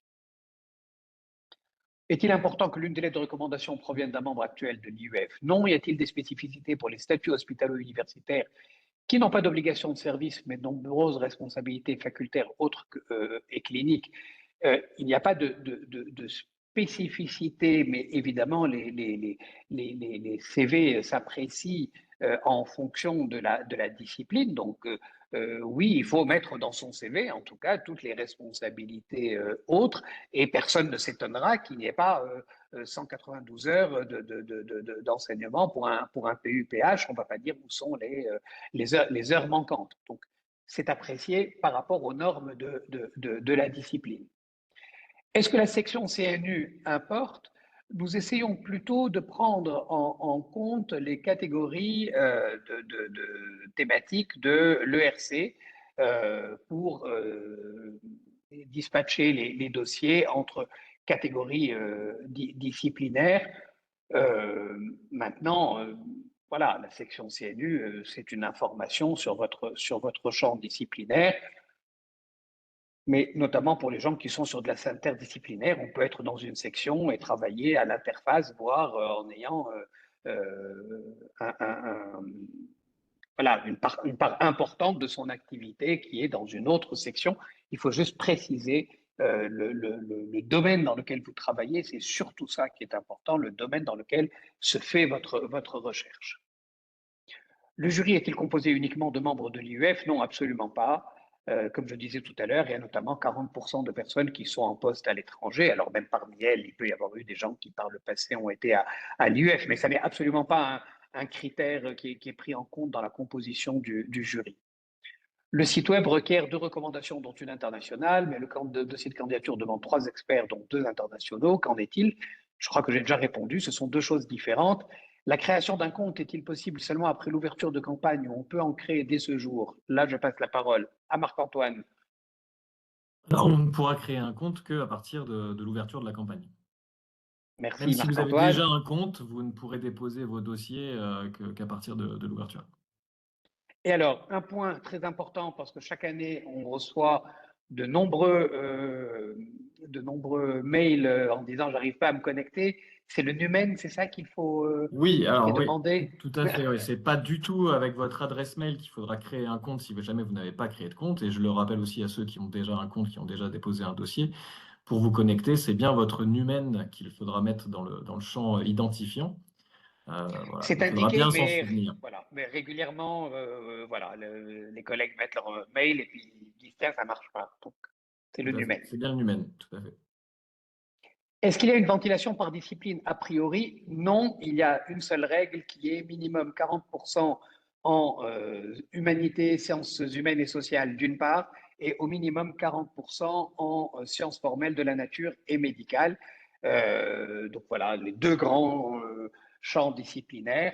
En général, on est plutôt autour de 50-50, ça dépend des années, mais que ce soit en candidature, que ce soit en résultat, on est le plus grand écart, c'est 45-55, je dirais, mais on est plutôt à 48-52 entre ces 2 grands champs. Ensuite, par discipline, ça dépend vraiment des candidatures, de la qualité des candidatures, et il n'y a pas de quota a priori. Quel est le degré de confidentialité des dossiers déposés dans le volet innovation? Alors, les dossiers sont confidentiels, donc nous ne les transmettons pas, ce qui d'ailleurs, j'ai sauté tout à l'heure une question où on demandait est-ce qu'on pourrait nous communiquer un exemple de dossier qui a été retenu? Ben, non, parce que les dossiers sont tous confidentiels, que ce soit en innovation, que ce soit en fondamental ou en médiation scientifique. Et les membres du jury signent une clause de confidentialité quand ils ont accès à la plateforme. Voilà ce que je peux vous dire. Les seuils, on a déjà retenu, on en a déjà parlé. Merci pour la seconde candidature. Peut-on reprendre le projet déjà soumis et le retravailler? Alors, soumettre un projet qui a déjà été soumis l'an passé, le retravailler, l'amender, parce que peut-être qu'entre-temps, vous avez avancé, etc. Oui, il n'y a pas de problème avec ça. Le retravailler notamment en fonction des recommandations ou des évaluations du jury, c'est toujours utile, mais sachez que vous n'aurez pas les mêmes experts, vous n'aurez pas le même jury. Donc, il ne faut pas se dire, parce que j'ai répondu aux attentes de ce jury, ou de ces experts, eh bien maintenant, ça y est, je suis au point. Ça va être réévalué. Donc, et il se peut très bien que le nouveau jury continue à trouver que c'est insuffisant, ce que je ne vous souhaite pas. Mais voilà, la parole des experts ou des jurés n'engage que c'est un élément utile si vous pensez que leurs avis sont pertinents, que ça vous permet d'améliorer votre dossier, c'est très bien, mais ça ne vous donne aucune garantie pour la suite. Alors, comment se fait la sélection finale, jury de rapporteurs ou jury restreint? C'est la totalité des membres du jury qui fait la sélection finale. Donc, en junior, on est à peu près 32 personnes, en senior, 42 personnes de toutes disciplines, et qui vont ensemble établir et voter la liste finale et la liste complémentaire. Est-ce qu'il est attendu qu'une proposition de chaire fondamentale inclut une dimension collaborative importante ou c'est plus important pour le projet de médiation? Y a-t-il une différence de ce point de vue entre les 2 types? Alors, ça dépend de ce qu'on entend par collaboratif, mais sur une chaire de médiation, il peut être bon d'avoir des collaborations avec des institutions spécialisées dans la médiation. Ça peut être des musées, ça peut être des médias, ça peut être voilà, si vous avez déjà des partenariats, des collaborations, ça va venir étoffer votre candidature. En innovation, il est bon d'avoir des partenariats, des collaborations avec une SAT, un incubateur, un accélérateur, tout dépend de l'état d'avancement de votre projet. En revanche, si collaboration s'entend au sens de collaboration scientifique, c'est-à-dire le fait de travailler un projet de recherche ensemble, ça n'est absolument pas nécessaire, c'est souvent le cas, mais ça n'est absolument pas nécessaire, et pour aucune des trois catégories. On peut avoir des gens qui sont seuls auteurs de toutes leurs contributions et d'autres qui sont systématiquement en collaboration avec d'autres. Le fait de travailler avec d'autres, ça sera vu comme une capacité à développer un réseau de recherche, mais in fine, ce qui va compter avant tout, c'est la qualité de la recherche produite. La règle des conflits d'intérêts est-elle la même pour les lettres de recommandation que pour le jury? Oui. Pour les resoumissions, y a-t-il une période à respecter avant de resoumettre? Donc, je rappelle, ça a été dit en introduction, c'est 3 fois sur une période de 5 ans glissante, mais il n'y a plus la limite de pas plus de 2 consécutives. Donc, vous pouvez faire 3 fois de suite si vous voulez, mais pas plus de 3 sur toute période de 5 ans glissante. Dans le dossier de chaire fondamentale, hormis la section 11 pour décrire le développement du projet en termes d'innovation pédagogique, etc., dans quelle section du dossier peut-on décrire son expérience et ses projets passés en médiation scientifique? Donc ça, on est dans les dossiers de chaire fondamentale. De toutes les façons, vous avez votre CV qui est dans le dossier et donc dans lequel vous allez avoir les éléments relatifs à vos expériences en matière de médiation. De la même, pardon, de la même manière, certes, une page, ça n'est pas très important, mais si on est suffisamment concis, en renvoyant à des éléments de CV, ça permet de se faire une idée. Encore une fois, on est sur un dossier chaire fondamental. Donc, ce que vous allez apporter comme élément relatif à votre passé ou votre futur en matière d'innovation ou de médiation scientifique va servir à enrichir votre dossier, mais n'est pas l'élément essentiel. Et donc, pour que les dossiers soient évalués de manière équilibrée et avec les mêmes chances, nous avons imposé une longueur maximale des dossiers. Et évidemment, c'est toujours frustrant de ne pas pouvoir en dire plus, on le regrette, mais c'est aussi la certitude que le dossier sera lu dans son ensemble parce qu'il reste de taille raisonnable. Est-ce qu'on peut déposer projet en innovation et en recherche? Je suppose que c'est fondamental. Non. Bonjour, y a-t-il une préférence pour rédiger notre projet en anglais ou en français? C'est les deux, non? C'est les deux. Voilà. Obligation de le faire pour les deux, puisqu'il y a des experts qui ne parlent pas le français et des dossiers qui demandent à être lus en français, comme la littérature française, etc. Alors, la question de l'âge, j'y ai déjà répondu. Oui, bien sûr, on n'évalue pas un dossier de 43 ans, puisque c'est l'exemple qui est donné, et de 60 ans de la même manière. Non pas parce que c'est 60 ou 43, mais parce que, évidemment, ça n'est pas la même maturité et on n'attend pas la même production réalisée dans les deux cas. Mais en même temps, pour un dossier senior, on attend un projet et un dossier de très haut niveau. Il faut savoir que la compétition est extrêmement serrée. Je disais tout à l'heure, 18% de lauréats. Donc, et sachant qu'il y a beaucoup d'autocensure au niveau de la candidature, donc 18% sur plus de 500 très bonnes candidatures. Donc, il ne s'agit pas simplement de faire très bien pour son âge. Il faut vraiment avoir un dossier qui soit vraiment excellent, voire exceptionnel. Alors, certes, excellent, exceptionnel, ça s'apprécie aussi en fonction de l'âge, mais ce qui compte avant tout, c'est que le dossier soit de toute première qualité et ensuite on va apprécier ça, évidemment, en fonction du niveau d'avancement dans la carrière. Taux de succès des femmes versus taux des hommes. Alors, je ne les ai pas en tête, mais ils doivent être sur le site web. Au moins 36% pour les 46. juniors et 41% chez les seniors. il faut savoir, et j'en suis plutôt satisfait, que nos taux de succès des femmes sont supérieurs aux taux de candidature des femmes, qui sont eux-mêmes supérieurs au taux des femmes dans l'enseignement supérieur, à Oui. l'âge considéré, c'est-à-dire pour les juniors versus pour les seniors. Donc, on a a priori des taux qui sont pas loin de la parité, c'est 46%, donc à l'instant, c'était pour les juniors, c'est ça les 46%, Oui, tout à fait. voilà. Donc 46%, alors que les candidatures étaient je crois, 42 ou 42%, Oui, Ouais. et quelque chose comme que, ça. voilà, et que les femmes dans l'enseignement supérieur au niveau senior, donc en gros, je n'ai pas la pyramide d'âge précise, mais donc disons en professeur des universités, on est à des taux qui sont encore inférieurs. Il est indiqué que le projet doit être écrit en anglais et en français, oui. Et l'objectif, ça a déjà été précisé, parce qu'il y a des experts qui ne parlent pas le français, d'autres qui ne parlent pas l'anglais.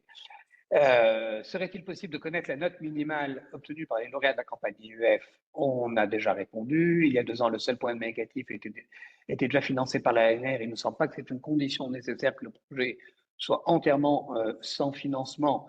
Alors, non, ça n'est pas une condition nécessaire d'être sans financement. Ce qu'il faut voir, c'est que les experts ou les jurés mettent des avis sur des cases qui sont limitées en taille. Donc, moi, mon interprétation, elle n'engage que moi quand je vois déjà financé par l'ANR. L'ANR finance des projets de moindre durée que ceux de l'IUF. Et si c'est déjà financé, ça veut dire que ça a déjà commencé depuis au moins 1 an. Donc, j'ai envie de dire que le projet probablement n'est pas suffisamment important pour occuper les 5 prochaines années. Puisqu'il a déjà été sélectionné il y a 1 an pour l'IUF et par l'ANR, pardon, et pour quelque chose qui est plutôt de l'ordre de 3 ans. Donc voilà, c'est mon interprétation. Je ne pense pas que ce soit dans la volonté de répartir les financements, parce que ça n'est pas du tout l'état d'esprit du jury en la matière. Qu'en est-il des dossiers des femmes dans les disciplines féminines pour des chaires à n égale 5, où nous sommes en compétition avec les collègues? Alors, je ne suis pas sûr de comprendre parfaitement la question, mais dans les disciplines féminines, il y a évidemment, enfin, dites féminines, où la présence des femmes est plus importante, on a plus de candidatures féminines, et le contraire pour les dossiers masculins. Nous n'imposons pas d'abord, quand je parlais des 46% tout à l'heure, ou des 40 et quelques pourcents, nous n'imposons pas un quota a priori d'hommes et de femmes. Nous sensibilisons, pardon, au biais de genre, mais nous n'imposons pas de quota ni par discipline, enfin, ni au sein des disciplines, ni au niveau global. Donc, évidemment, il y a des phénomènes de genre liés à la discipline. Nos membres du jury sont sensibles à ces questions. Mais très probablement, j'imagine qu'il y a plus de femmes dans les disciplines féminines que dans les disciplines masculines, et réciproquement. Est-ce qu'un projet pédagogique peut constituer un élément positif supplémentaire? Encore une fois, c'est un élément d'environnement qui peut être un point positif supplémentaire, mais il faut être prudent, c'est-à-dire il faut pas, enfin, ça doit être présenté de manière à ce que l'on ne puisse pas se dire ah oui, mais la personne va se disperser et va passer trop de temps sur son projet pédagogique. Et j'ai le plus grand respect pour la pédagogie, mais ça n'est pas l'objet de l'IUF. Donc voilà, il faut être prudent. C'est bien de montrer que vous faites d'autres choses, parce que ça montre un dossier riche, un parcours riche, une personnalité riche, mais en même temps, il faut bien montrer, et il faut que ce soit clair, que vous allez consacrer l'essentiel du temps qui va vous être donné pour faire de la recherche. Ce qui veut dire que si vous faites de l'innovation pédagogique en parallèle, ça doit être pris sur votre temps d'enseignement, mais ça ne peut pas être pris sur un bout de votre temps de recherche. Dans quelle mesure importe l'ouverture vers un projet ERC? Alors, c'est un élément d'appréciation et je sais que les membres du jury y sont sensibles lorsque il y a une vraie réflexion et un vrai projet derrière. C'est-à-dire, si je suis capable aujourd'hui de faire un dossier de candidature dans lequel je suis capable d'expliquer en quoi ce projet peut déboucher sur un projet encore plus ambitieux d'ERC, etc., bah, tout ça vient à l'appui de la qualité de mon projet.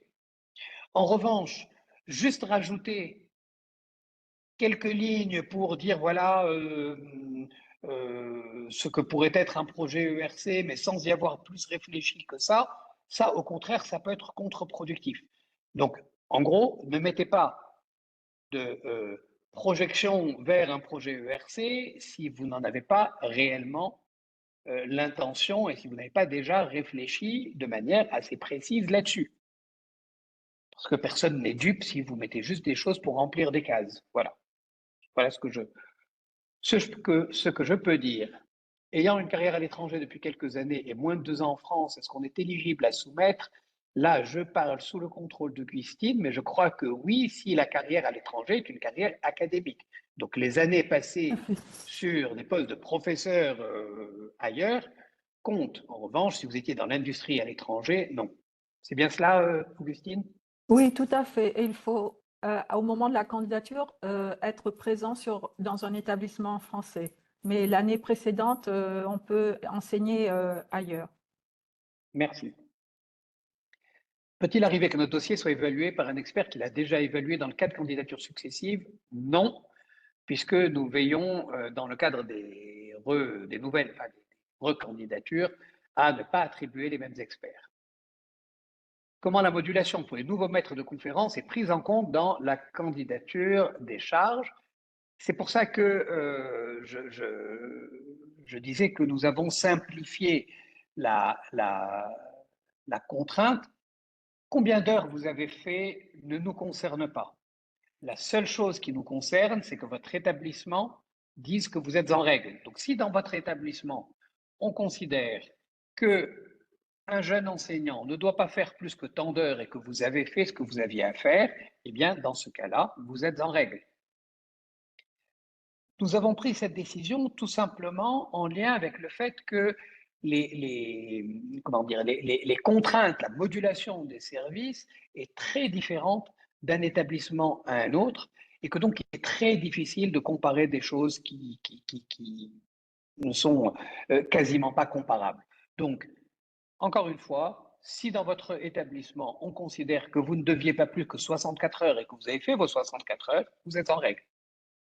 Et l'établissement, j'imagine, n'aura aucun mal à attester que vous êtes en règle, puisqu'il n'atteste plus que vous avez fait 192 heures par an au cours des 2 dernières années, puisque c'était ça l'ancienne formulation, avoir fait la totalité d'un service statutaire au cours des 2 dernières années, à l'exception au maximum d'un semestre, et en précisant si le semestre était une délégation CNRS ou un CRCT, etc. Aujourd'hui, la formulation est beaucoup plus simple, c'est vous êtes en règle sur les 2 dernières années. Y a-t-il un modèle de dossier à renseigner? Oui, vous le trouverez en ligne. J'ai l'âge de candidater en senior. Alors oui, j'ai l'âge de candidater en senior, mais je ne suis que maître de conférence. On a déjà répondu. Les chances sont-elles très limitées? Pas forcément. Tout dépend de votre dossier, de votre parcours. Après, si vous me dites que vous avez l'âge de candidater en senior, ce qui est sous-jacent, c'est que vous avez à peine l'âge de candidater en senior, c'est-à-dire que vous venez de rentrer dans la catégorie senior, c'est à vous de voir si votre dossier est suffisamment consistant pour entrer dans une compétition qui est quand même une compétition exigeante, en sachant que votre dossier sera comparé avec des dossiers de personnes qui ont des parcours extrêmement solides, mais ça, seul vous pouvez l'apprécier. La liste des 5 publications, pas forcément les 5 dernières années. quoique, Marc-Antoine, la liste des 5 publications, est-ce que c'est sur les 5 dernières années ou je ne crois pas. Dossier. Je vais revérifier le dossier, mais pas vous dire de bêtises.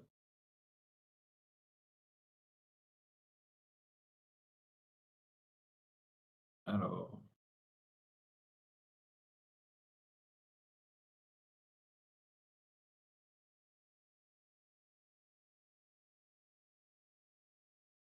Mhm.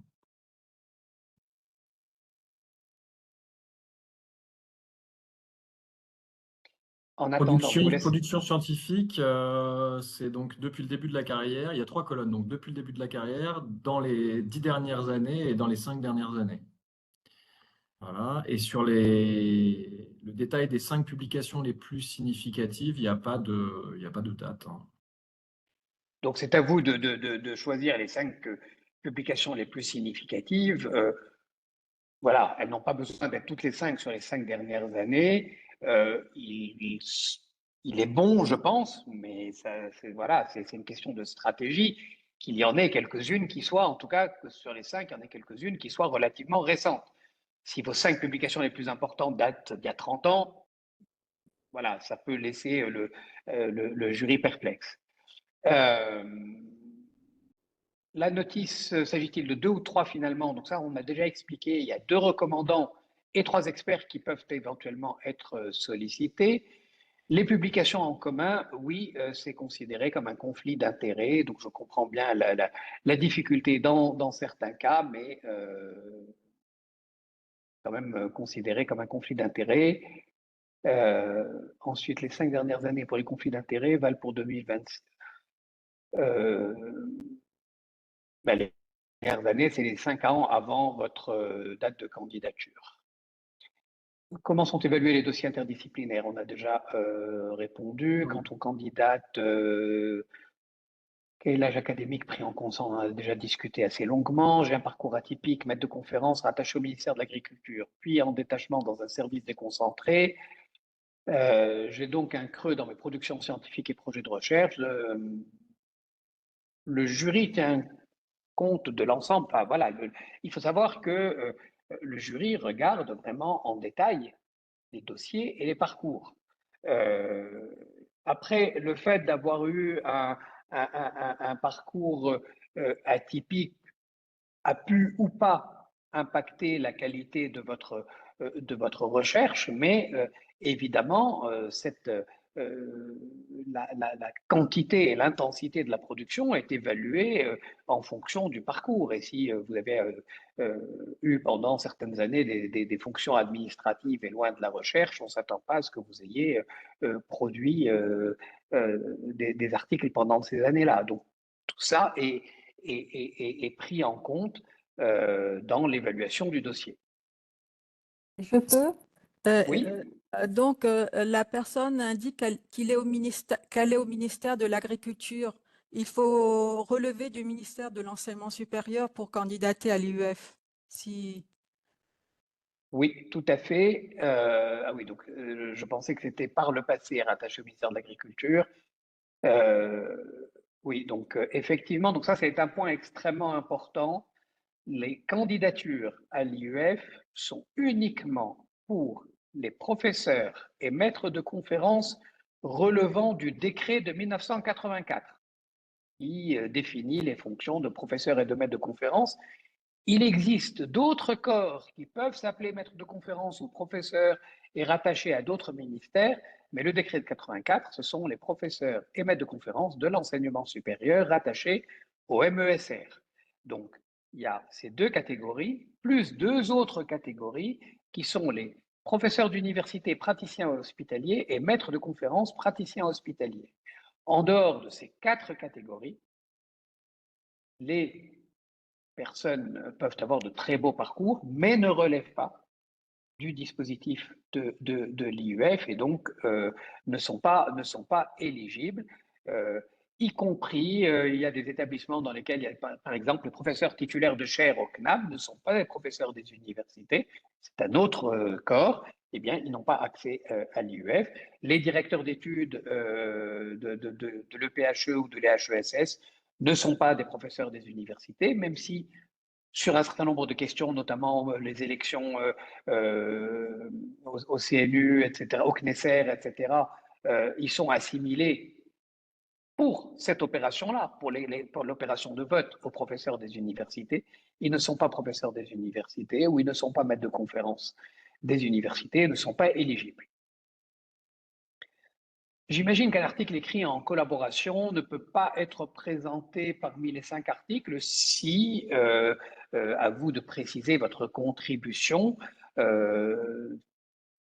Là aussi, si vous avez 5 articles qui sont de très grande qualité, qui sont vraiment voilà, significatifs et représentatifs de votre production, et qu'en plus ils sont récents et que vous les avez écrits tout seul, bon, bah, très bien. Maintenant, s'il faut remonter plus loin dans le temps, s'il faut en mettre qui sont coécrits, mais parce que vous pensez qu'ils sont encore plus représentatifs ou encore plus, comment dire, disruptifs, eh bien, dans ce cas-là, c'est à vous de faire cet arbitrage, mais ça n'est absolument pas exclu. Si on peut inclure un article accepté, j'imagine qu'on peut inclure un chapitre dans un ouvrage sous presse à condition, comme je le disais tout à l'heure, de joindre les éléments prouvant qu'il est sous presse. Dans quelle mesure une candidature senior est-elle compatible avec le portage d'une ANR? Pas de problème de ce point de vue-là. Les experts ou les recommandants peuvent-ils avoir co-dirigé une ou des thèses avec le candidat? Non, en tout cas pas de manière récente, donc non. Peut-il être pertinent de joindre un article coécrit? Ça, je viens d'y répondre. Je me demande si les périodes d'évaluation sont à élargir. Oui, tout ce qui est congé de maternité ou maladie de longue durée documentée suspend le temps, pour faire simple. Voilà. Donc, tout s'apprécie en mettant entre parenthèses ces durées. Si nous postulons à la chaire de médiation scientifique, est-il préférable d'inclure 5 articles démontrant la qualité de notre science ou plutôt notre capacité de médiation scientifique auprès du grand public? Je mettrai plutôt des articles démontrant la qualité de votre science, pour reprendre votre terme, et en revanche bien expliqué dans le projet. À ce moment-là, vous pouvez rappeler dans votre projet, dans les différentes rubriques, ce que vous faites en matière de médiation. L'HDR, et en renvoyant éventuellement, si vos articles, vos publications sont numérotées dans votre CV, dans le texte que vous écrivez, vous pouvez renvoyer en parenthèse articles 32 et 48 du CV. Enfin, voilà, je vous laisse imaginer la manière de procéder. L'HDR soutenu ou en voie de soutenance est-elle un critère majeur de sélection pour les chaires seniors? Ça n'est pas un critère majeur, mais c'est un indicateur. Donc, il peut toujours y avoir des bonnes raisons pour lesquelles on n'a pas soutenu son HDR, mais c'est vrai qu'en senior, on s'attend à avoir des personnes qui ont la capacité, la compétence, voire qui ont déjà dirigé des recherches, parce que ça fait partie du travail et des missions d'un enseignant-chercheur de haut niveau. Donc voilà, ça s'apprécie quand même en fonction de ça, mais ça n'est pas un critère d'éligibilité ni un critère majeur en soi. Dans le cadre d'une candidature junior, dans quelle mesure l'absence d'une... Bon, donc ça, on a déjà dit. Quelle était la note obtenue par le dernier candidat senior admis? On en a déjà parlé. Le projet de recherche doit-il être financé ou à financer? Non. Le recommandant étranger peut-il être français mais exerçant à l'étranger? Oui. Il est noté, donc dans la foire aux questions, les personnalités doivent idéalement avoir une renommée nationale ou internationale dans votre champ disciplinaire. Cela signifie-t-il concrètement qu'on peut avoir une publication en commun avec un expert et non un recommandant? Oui, c'est ça. Il ne faut pas avoir publié dans les 5 dernières années. Notre document qu'on laisse à disposition sur le site, donc, qui s'appelle Type de conflit d'intérêts. Vous pouvez retrouver ça donc sur l'application IUF, donc candidature au pluriel.iufrance.fr, dit bien que c'est dans les 5 dernières années.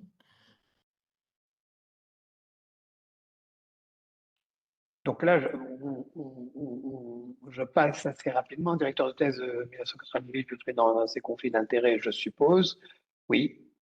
Est-il possible de candidater en tant que chercheur étranger et membre associé du centre? Non. Enfin, si on n'est pas en poste dans une université française, on ne peut pas être candidat. Là. Comment les résultats sont transmis aux candidats en cas de rejet de candidature? Eh bien, il y a la publication de la liste des admis. Et donc, quand on n'est pas dans la liste, c'est qu'on a été rejeté. Et donc, tout le monde apprend les résultats le même jour, au moment de la publication, dans le bulletin officiel. Il n'y a aucune autre communication en amont, en tout cas. Hein, c'est la publication au BO qui fait foi. Et donc ensuite, nous, on envoie le lien de la publication au BO, c'est ça, Marc-Antoine? Tout à fait, oui. Et vous avez aussi la possibilité de vous connecter le jour de la publication des résultats sur l'application IUF.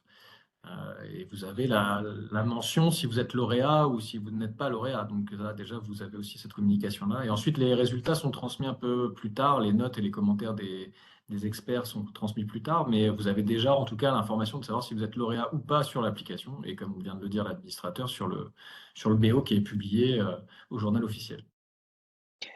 En ce qui concerne la qualité de RQTH, la candidature présentant de personnes RQTH, vous pouvez le mentionner dans votre CV, voire dans l'écriture même du dossier, au moment où vous présentez votre parcours, en indiquant que au cours des 10 dernières années, au cours des 15 dernières années, j'étais en invalidité à 50% ou que sais-je. Enfin voilà, donc vous pouvez mettre des éléments relatifs à des handicaps ou des invalidités éventuelles. Ça, c'est une première chose. D'autre part, il est possible, en tout cas, de demander une dérogation à la limite d'âge en junior si jamais vous avez des éléments suffisamment importants justifiant, donc puisqu'on peut demander un report de la limite d'âge, soit en cas de maternité, soit en cas de longue maladie, soit dans le cadre d'un handicap. Et là, c'est à l'appréciation donc de, de l'administration de l'IUF pour savoir si ça peut être retenu pour bénéficier d'un report de limite d'âge en junior et la durée de ce report. Est-ce qu'une personne scientifique de l'IRD en mission longue durée à l'étranger, peut-être à l'IRD, on est, je crois bien, chercheur et non pas enseignant-chercheur, donc, et en tout cas pas professeur des universités ou maître de conférences, donc la réponse est négative. Ah, pardon, c'est pas pour être candidat, c'est pour être comme scientifique référent. Si la...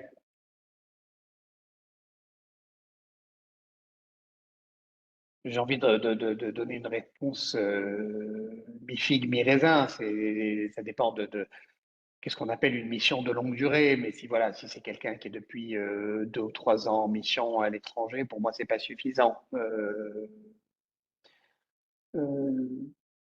Après. Ça s'appréciera au cas par cas. Je ne peux pas vous répondre précisément si la personne est en mission parce qu'en fait, elle est en quelque sorte mise à disposition d'une université étrangère où elle exerce des fonctions d'enseignant. Ben à ce moment-là, ça peut être considéré assimilé à quelqu'un en poste à l'étranger. Mais si c'est pour exercer à l'IRD dans le cadre d'une mission, non, c'est pas quelqu'un qui est en poste à l'étranger. Y a-t-il un conflit d'intérêt pour l'élève de personnalité dans le cas de collaboration récente? Oui. Est-il nécessaire que le projet porte sur des aspects très théoriques? Le projet doit porter sur ce sur quoi vous travaillez. Donc, après, voilà, il n'y a pas de réponse à cette question parce que théorie versus praxéologie, ça va vraiment dépendre des disciplines, des pratiques disciplinaires. Donc, il n'y a pas de réponse simple à cette question. Est-ce que les experts suggérés peuvent être à la retraite ou émérites? Oui. Les 2 personnalités recommandantes sont incluses dans la liste des 3 personnes susceptibles d'être consultées par le jury? Non. Donc, il faut 2 recommandants plus 3 personnes susceptibles d'être consultées. Est-ce que vous avez des consignes pour la chaire innovation? Je crois qu'on en a longuement parlé. En cas de deuxième candidature, faut-il nécessairement faire appel à des recommandants et experts différents de la première candidature? Non. Est-ce qu'une codirection d'ouvrage, numéro de revue, co-organisation de colloques est considérée comme un conflit d'intérêts pour les 3 personnalités scientifiques à indiquer? Non. Le projet peut-il être écrit uniquement en anglais? Non. Le projet de recherche doit-il s'appuyer sur un des projets déjà financés pour montrer qu'on a les moyens de travailler? Non. Les recommandants d'un candidat peuvent-ils être émérites? Oui. Est-ce un problème de demander une lettre de recommandation à quelqu'un qui est à l'IUF? Non. Pouvez-vous réexpliquer la limite de 27 end? Je n'ai pas compris la question. Pourriez-vous préciser si la limite de 8 pages pour le projet inclut également la bibliographie, l'annexe financière et l'agenda? Je pense que c'est clair dans le dossier, mais je vais passer la parole à Marc-Antoine. Vous pouvez aussi ajouter des liens cliquables, puisque généralement les experts vont regarder ça sur leur ordinateur. Donc, si vous avez vraiment envie de rajouter une bibliographie, etc., une annexe, vous pouvez rajouter des liens cliquables, mais sinon, oui, ça fait partie des 8 pages. Ouais. Les responsabilités pédagogiques, direction de département, doyen, etc., tout ça, ce sont des responsabilités qui font partie d'un CV. Donc, oui, vous les mentionnez. On demande plus de détails sur les responsabilités collectives en recherche, mais c'est à vous d'apprécier ce que vous souhaitez mettre en avant dans votre CV. Les personnes susceptibles d'être consultées peuvent-elles être des non-académiques pour un projet spécifique? Oui, éventuellement, oui. Pas pour les recommandants, mais pour les personnes susceptibles d'être consultées. Oui, y a-t-il un nombre maximum de lauréats par établissement, par discipline? Le seul plafond que nous ayons, c'est pas plus de 30% de Parisiens, c'est ça? 33. 33% de Parisiens voulant dire dans Académie poste de Paris. voilà, dans Paris intramuros. Donc c'est Ouais. l'Académie de Paris. Et dans les faits, cette contrainte n'a jamais, enfin jamais, j'en sais rien, mais sur les dernières années en tout cas, n'a pas été saturée. On est plutôt à 25% de Parisiens. Donc voilà, la contrainte est là, mais elle n'est pas effective. Et 40% minimum dans chaque catégorie. Oui, Mais bon, effectivement. Oui, discipline.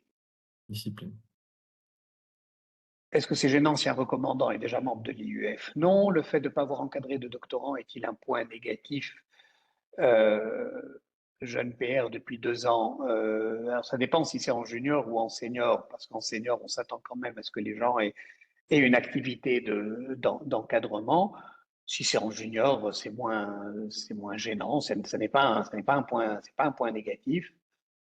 Pourquoi est-ce nécessaire de déposer le dossier en anglais et en français? On a déjà répondu. On a déjà répondu RQTH ALD. Je crois qu'on a quand même assez fait largement le tour des questions.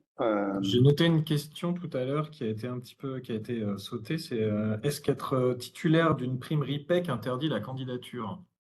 Ah non, absolument pas. J'ai répondu. Ouais. D'accord. Voilà, écoutez, je pense qu'on a fait assez largement le tour des questions possibles, hein. On a passé 1h50 sur les 1 heure qui était prévue au départ. Je vous invite, surtout si vous êtes arrivé en cours de route, à revisionner puisque la vidéo sera mise en ligne, de même que il y a la vidéo en ligne du webinaire que nous avions organisé en juillet dernier. Et je suis certain que vous trouverez dans ces 2 webinaires l'essentiel des réponses à vos questions, sachant que après, il y a les règles et puis après, il y a des marges d'appréciation et pour lesquelles on ne se substituera pas à vous. C'est à vous d'apprécier finalement dans un certain nombre de situations. Est-ce qu'il vaut mieux mettre tel article ou tel autre, tel travail récent versus tel autre un peu plus ancien mais beaucoup plus visible. Et nous ne nous substituons pas non plus au jury. Donc, ce que l'on peut vous décrire, c'est ce que l'on a vu, ce que l'on comprend. On peut vous parler des instructions qui sont données au jury. Maintenant, comment chaque situation est appréciée? D'abord, chaque jury est différent, chaque dynamique est spécifique, et donc, tout comme chaque dossier est spécifique, et donc il est difficile aussi d'aller plus loin dans des questions qui seraient trop spécifiques. Voilà, je vous remercie toutes et tous. Je vous souhaite de bien, comment dire, assimiler tous les éléments que nous vous avons transmis aujourd'hui, de bien les prendre en compte, et ensuite de décider d'être candidat, et nous serons ravis de recevoir vos dossiers de candidature, et peut-être même de vous recevoir à l'IUF dans les années à venir. Merci beaucoup.